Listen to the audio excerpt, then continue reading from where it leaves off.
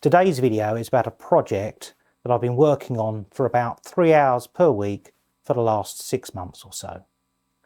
The project is a team effort with some friends at my local model engineering society. What follows is mainly, but not fully, my contribution to this project. The project is getting to a stage where the basic stuff works. As a project, it will never be completely finished because we're always getting new requirements to add new features. And this is sort of the point of a project at an engineering society. We're looking to see what we can achieve by taking small steps, learning how to do stuff, implementing those things, and then seeing what we can do next.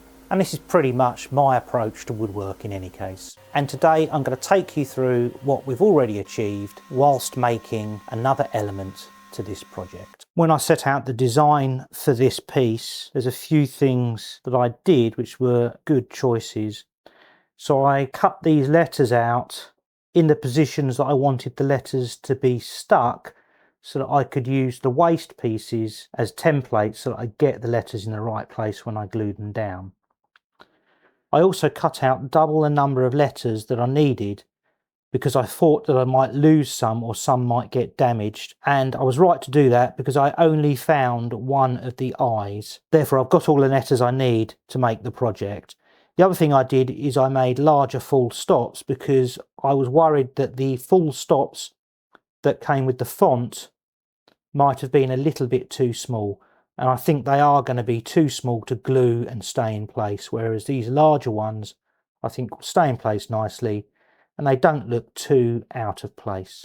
When painting, always make sure you use a quality wallpaper to protect the workpiece from the workbench. Here I'm using some William Morris wallpaper, but you don't have to be as extravagant as that. I'll give everything a few coats of this water-based paint. Be sure to watch to the end for my lessons learned during this build.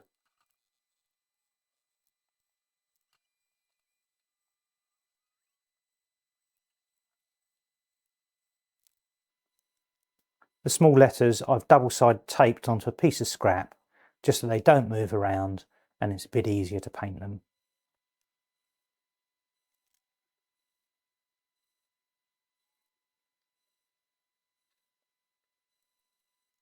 While I'm waiting for the parts to dry, I'll glue up the box which is going to go on the back and hold some electronics. You see here I've had to wipe the glue off because I'm not gluing the lid on just yet because I need to access it to put the electronics in. But I do want to place the lid in place just to help square up everything. And you can see another mistake that I made here is I put one of the walls on back to front because the cable needs to go on the inside of the box, not the outside of the box.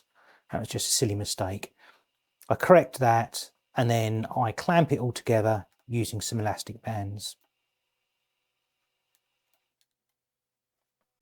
Now all the lights for this 00 gauge railway are controlled by a microcontroller.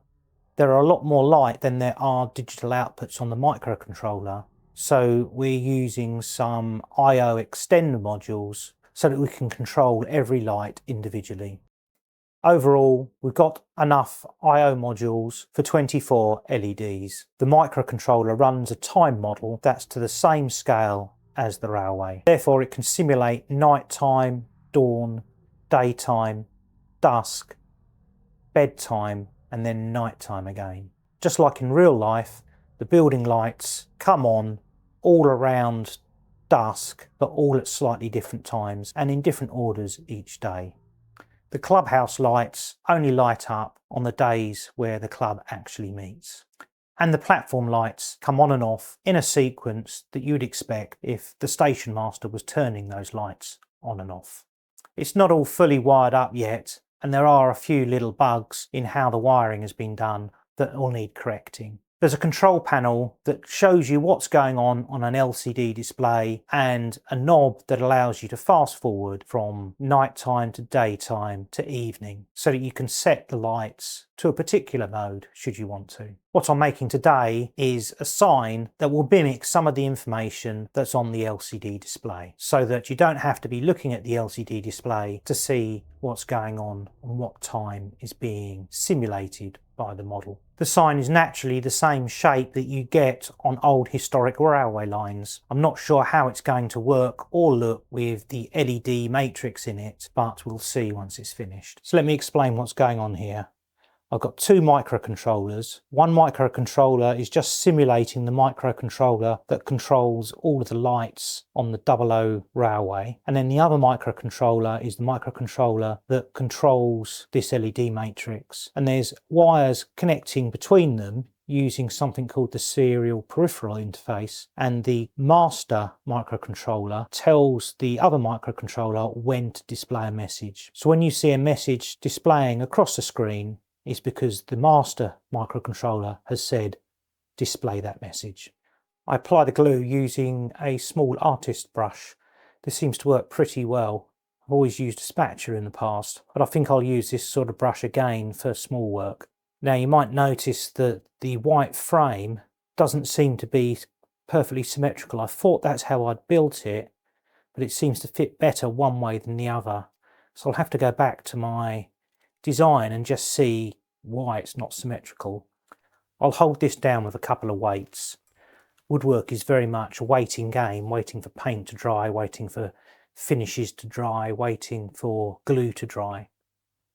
There's not much else you can do about it other than try and fill the space while you're waiting with other little jobs. So I've just been thinking about how I go about positioning the letters using the templates.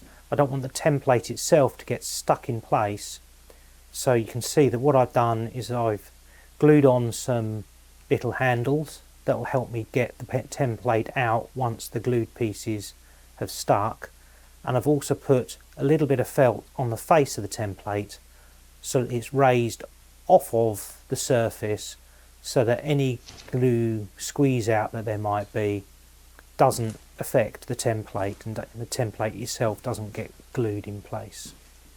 And while I'm waiting for the glue on the positioning template to dry, I glue the back of the box, which is going to hold the electronics, to the back of the sign.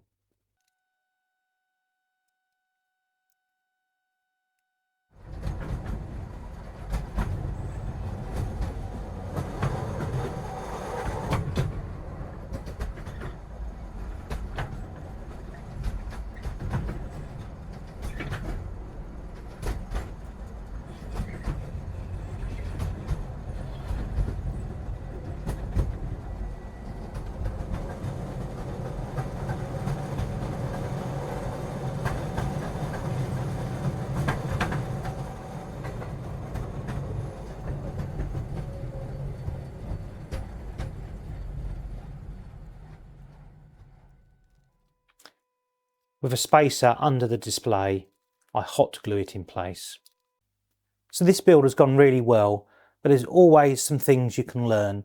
I've learned that it's a good idea when doing raised lettering and you've got small parts like little dots to do extras, so that if you lose some or some get damaged, you don't have to get the laser cutter out again. Just saves a little bit of time and a bit of aggravation. I've also learnt that a piece of wood that you cut your letters out of can also be used as a great template for sticking them back in. And to ensure that the template itself doesn't get stuck, then it's important to raise it off of the ground using some sticky back felt or something similar. Also, adding the handles just makes it a lot easier to handle when you're trying to carefully lift it off to leave just the letters behind.